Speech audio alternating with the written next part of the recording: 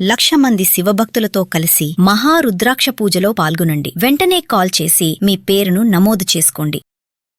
గురువుగారు, జీవిత భాగస్వామి చనిపోతే గనక ఎలాంటి ధర్మ బాధ్యతలు ఉంటాయి? అంటే ఆడవారికైతే ఏ విధంగా ఉంటాయి, మగవారికైతే ఏ విధంగా ఉంటాయి? వాళ్ళ విలేజ్ స్టైల్ ని బట్టి ఉంటాయా, లేకపోతే శాస్త్రం ఏమైనా ఇలా చేయండి, ఇలాంటి బాధ్యతలు పాటించండి అని కరెక్ట్ గా ఏమైనా చెప్పింది అంటారా? జీవిత భాగస్వామి గనక చనిపోతే అంటే భర్త లేదా భార్య చనిపోతే, ఒకవేళ సంతానం ఉంటే గనక, ఒకవేళ భార్య గాని భర్త గాని చనిపోతే సంతానం ఉందనుకోండి, మగపిల్లవాడు ఉంటే గనక మగపిల్లవాడు తల్లికి గాని తండ్రికి గాని కర్మకాండలు పితృవిధి చెయ్యాలి.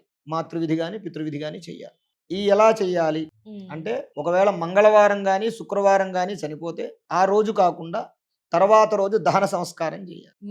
మంగళవారం గాని శుక్రవారం గాని అమావాస్య రోజు గాని చనిపోతే తర్వాత రోజున ఆ శవాన్ని ఇంటి నుంచి తీసుకుని వెళ్ళి చెయ్యాలి. దహన సంస్కారాది కార్యక్రమాలు చేయాలి.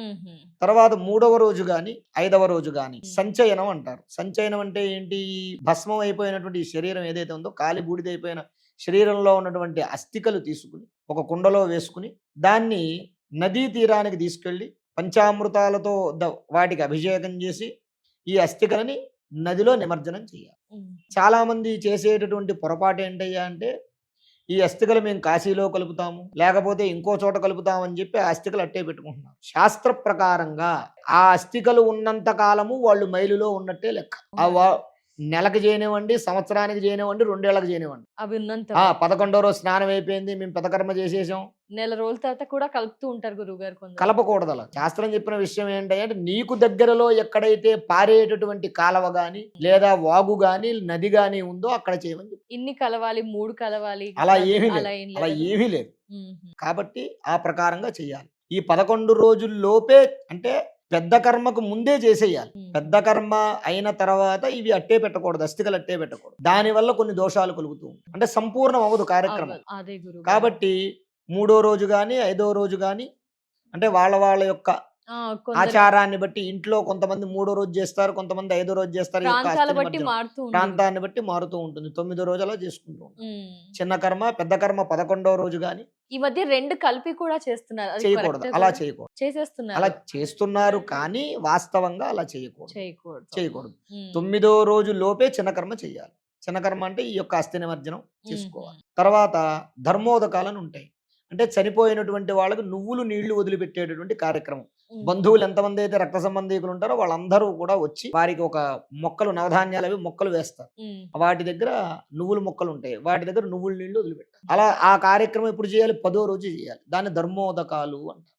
అంటే ఆ జీవితోటి మనకి ఈ రోజుతో ఉన్నటువంటి రుణానుబంధం తీరిపోయిందని నీళ్లు వదిలిపెట్టేసారు. తరువాత 11వ రోజు పెద్ద కర్మ చేయాలి. 11వ రోజు పెద్ద కర్మ చేయాలి. ఈ 11వ రోజు ఒకవేళ మంగళవారం వస్తే, శుక్రవారం వస్తే చేయొచ్చు, తప్పులేదు. ఒకవేళ 11వ రోజు గనక మంగళవారం వస్తే ఆ రోజు చెయ్యకుండా 12వ రోజు గాని 13వ తర్వాత 16 రోజుల లోపు ఎప్పుడైనా సరే ఆ యొక్క పెద్ద కర్మ అనేది చేసుకోవచ్చు. ఏ కారణం చేతైనా అమావాస్య వాటికి పట్టింపు చేసుకోవచ్చు. దానికేం దోషం. ఈ యొక్క పెద్ద కర్మ అయిపోయిన తర్వాత పుట్టింటి వాళ్ళ చేత బట్టలు పెట్టించుకుంటే, మేనమామలు వచ్చి బట్టలు పెడతారు. మేనమామల చేత బట్టలు పెట్టించుకుని ఏదైనా దగ్గరలో ఉన్న పుణ్యక్షేత్రానికి వెళ్ళి నిద్ర చేసి, మరనాడు పొద్దున నదీ స్నానం చేసి తదనంతరం ఇంటికి వెళ్ళాలి. ఆ తర్వాత నుంచి ఈ ఆ కొడుక్కి వివాహం అయితే గనక కోడలికి ఏటి సూతకం ఉంటుంది. సంవత్సర సూతకం, సంవత్సర కాలం పాటు అతను సూతకంలో ఉంటాడు. ఈ సూతకంలో ఉన్నప్పుడు 45 రోజుల తర్వాత నుంచి, అంటే త్రిపక్షం అంటారు, 45 రోజుల తర్వాత నుంచి ఇంట్లో నిత్య దీపారాధన చేసుకోవచ్చు. ఇది చాలా మంది ఇంకా తెలియదు. చాలా మంది సంవత్సరం అయ్యేదాకా చేయకూడదు అంటారు, కానీ అలాంటిది కాదు. వాస్తవంగా 15వ రోజు నుంచే చేసేసుకోవచ్చు. పెద్ద కర్మ అయ్యి స్నానం అయ్యి వచ్చినప్పటి నుంచి చేసేసుకోవచ్చు. కానీ తెలుసో తెలియకో వీళ్ళు ఏంటంటే అస్థికలు కలిపి రావాలి, ఇవన్నీ కొన్ని ఇందాక మనం చెప్పుకున్నాం.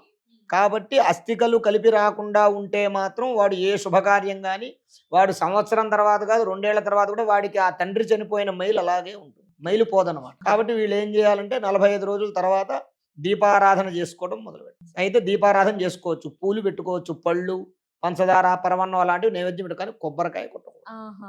ఈ ఎవరైతే పుత్రుడు కర్త ఎవరైతే ఉన్నాడో, ఈ కొడుకు కోడలు ఇద్దరూ కూడా వాళ్ళిద్దరి పేరు మీద శుభకార్యాలు, శంకుస్థాపనలు, గృహప్రవేశాలు, పెళ్లిళ్ళు, లేకపోతే సత్యనావ్రతాలు అలాంటివి చేయకూడదు. కేవలం ఇంట్లో నిత్య దీపారాధన, పూజ, స్తోత్ర పారాయణ లాంటివి చేసుకోవచ్చు. పండగలు గురుగారు, పండగలు కూడా చేసుకోకూడదు. పిల్లలు మరి వాళ్ళ పిల్లలు చేసుకోవచ్చు, పిల్లలకు దోషం లేదు, వాళ్ళు మాత్రం చేసుకో. అయితే దాయాదులు ఉంటారు. దాయాదులు అంటే ఏంటి? ఇప్పుడు ఎవరైనా ఒక వ్యక్తి చనిపోతే వాళ్ళ ఇంటి పేరు మీద ఉన్నటువంటి వాళ్ళు పాలోళ్ళు అంటారు. మన తెలంగాణలో పాలోళ్ళు అంటారు. ఈ పాలోళ్ళకి శుభకార్యాలు 45 రోజుల వరకు చేయకూడదు. ఇప్పుడు ఎవరైనా వాళ్ళ అమ్మాయి వివాహం చేయాలని అనుకున్నారు అనుకోండి, రేపో మాపో వారం రోజుల్లో పెళ్లి ఉందనగా ఎవరైనా మన ఇంటి పేరు మీద ఉన్న వాళ్ళు పోయారనుకోండి, వాళ్ళు 45 రోజుల వరకు కూడా వాళ్ళు శుభకార్యం అంటే శంకుస్థాపనలో, గృహప్రవేశం లాంటివి చేయకూడదు. దాయాదులు ఎవరు కూడా పాలోళ్ళు. దూర ప్రాంతాల్లో ఉన్నా కూడా 40 దూర ప్రాంతాలు కాదు, దగ్గర ప్రాంతాలు కాదు, ఎక్కడా చేయకూడదు. 45 రోజుల తర్వాత వారు ఏ పనైనా చేసుకోవచ్చు. వారికి ఏటి సూతకం అంటారు. అలాగే చనిపోయినటువంటి వాళ్ళ కూతుళ్ళు ఉన్నారనుకోండి,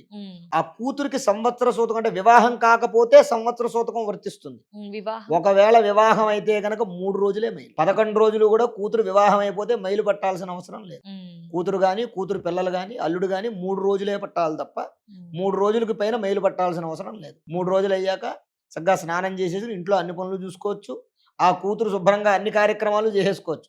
తండ్రికి పెద్దకర్మ అయ్యేదాకా శుభకార్యాలు చేయకూడదు. కూతురు పెద్దకర్మ అయిపోయి 15 రోజుల తర్వాత అన్ని పనులు చేసుకో. ఈ విధానంగా ఇంట్లో ఎవరైనా ఒక భర్త గాని, భార్య గాని, ఇంట్లో యజమాని గాని, యజమానురాలు గాని పోతే ధర్మంగా ఈ యొక్క విధులు ఆచరించాలి. పెళ్లిళ్ళు గురువు గారు అంటే అబ్బాయికి పెళ్లి చేయొచ్చు, అమ్మాయికి చేయకూడదు, సంథింగ్ ఇది వినిపిస్తుంది కదా. అంటే అమ్మ ఆడపిల్లకి చేయొచ్చు అని చెప్తారు. ఆడపిల్లకి చేయొచ్చు, చేస్తే కన్యాదాన ఫలం వస్తుందని చెప్తారు. అయితే అది కూడా ఎప్పుడు చెయ్యాలి, ఎవరు చెయ్యాలి అయ్యా అంటే, ఒక వ్యక్తి చనిపోతే ఆ వ్యక్తి యొక్క కూతురికి మాత్రమే చెయ్యాలి. అంటే వాస్తవంగా అది కూడా చేయకూడదు. కానీ ఈ మధ్య కాలంలో అదొకటి కొత్తగా నియమం పెట్టి చేస్తున్నారు. కానీ చేస్తున్నారని వేరే వాళ్ళు ఎవరైనా బాబాయిలు కానీ, లేదా మేనమావులు, లేదా పెదనాన్నలు లాంటి వాళ్ళు ఎవరైనా ఉంటే కన్యాదానం చేయటం అలాంటివి చేస్తున్నారు తప్ప చేస్తున్నారు. చెయ్యొచ్చనే చెప్తోంది. చెయ్యొచ్చు, చెయ్యకూడదని లేదు, చేస్తున్నారు. కాబట్టి దాన్ని మనం తప్పు పట్టేటటువంటి పని లేదు. ఒకవేళ ఇలాంటిది ఏదైనా ఉంటే కూతురికి మాత్రం, కొడుకు మాత్రం వివాహం చెయ్యకూడదు అనేది నియమం. శాస్త్రం ఖరాఖండిగా చెప్పి ఇక్కడ పెద్దలకి ఇచ్చేసి 1 month లో అది క్లోజ్ చేస్తున్నారు కదా గురుగారు, అది ఏంటి గురుగారు? వాస్తవంగా అమ్మ ఇప్పుడు ఈ విషయాన్ని మనం ప్రస్తావన చేస్తే ఎలా ఉంటుందయ్యా అంటే, చాలా మందికి తెలియని విషయం, బ్రాహ్మణ, క్షత్రియ, వైశ్య, శూద్రులు ఉన్నారు. శూద్రులు అనేటటువంటి వాళ్ళు ఎవరైతే ఉన్నారో వారికి 11 రోజుల వరకే మైలు, వాళ్ళకి ఏటి సూతకం ఉండదు. శూద్రులు ఎవరైనా సరే ఏటి సూతకం ఉండదు. బ్రాహ్మణులు కానీ, క్షత్రియులు కానీ, వైశ్యులు కానీ ఖచ్చితంగా ఏటి సూతకాన్ని పాటించాల్సిందే. శూద్రులు కానీ ఏమని లేదు. మరి వాళ్ళకే ఎందుకండి అటువంటి అవకాశం ఉంది, వీళ్ళు ఎందుకు పాటించాలి అని అంటే, శూద్రులు సాక్షాత్తు వాళ్ళు విష్ణుమూర్తి యొక్క పాదాల నుంచి పుట్టినటువంటి వాడు కాబట్టి విష్ణు పాదోద్భవీం గంగాం, వారికి ఎటువంటి దోషం ఆపాదింపబడదు. క్రియాశక్తి కలిగినటువంటి వాళ్ళు కాబట్టి వారికి 11 రోజులే మైలు. 11 రోజుల తర్వాత వారికి మైలు అనేది ఉండదు. ఎప్పట్లాగే 45 రోజులు ఆగిన తర్వాత వారు కూడా చక్కగా పెళ్లిళ్ళు అలాంటివి చేసుకోవచ్చు. కానీ ఇప్పుడు శూద్రులు కూడా ఆ యొక్క నియమాలు పాటిస్తున్నారు. ఖచ్చితంగా సంవత్సర సూతకం పాటిస్తున్నారు. కొంతమంది ఏం చేస్తారంటే ఆచారం, ఈ విషయంలో ఆచారం ప్రధానం. ఈ శాస్త్రం ఏం చెప్పిందంటే 11 రోజుల తర్వాత, 45 రోజుల తర్వాత వారి పనులు వారు చేసుకోవచ్చు అని చెప్పింది. కొంతమంది ఏం చేస్తున్నారంటే దసరాకి పెద్దల్లో కలుపుతారు, కొంతమంది శివరాత్రికి కలుపుతారు, కొంతమంది సంక్రాంతికి కలుపుతారు.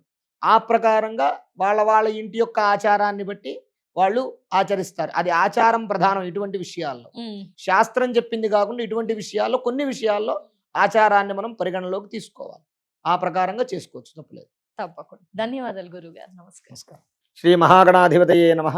ఆరోగ్యము, ఐశ్వర్యము, ఆనందము, ఆర్థిక లాభం ఇవన్నీ కలగాలంటే ఆగస్టు 11వ తారీఖు మంగళవారం రోజున మేము నిర్వహించేటటువంటి 1,00,000 రుద్రాక్షల పూజలో పాల్గొనండి. పరమేశ్వరుడి యొక్క అనుగ్రహం వల్ల సర్వ విధములైనటువంటి కష్టాలు నివారణమై ఐశ్వర్యాలు కలుగుతాయి. 1,00,000 రుద్రాక్ష పూజలో పాల్గొనేటటువంటి వారు స్క్రీన్ మీద స్క్రోల్ అవుతున్నటువంటి నంబర్లకు కాల్ చేసి రిజిస్ట్రేషన్ చేసుకోగలరు.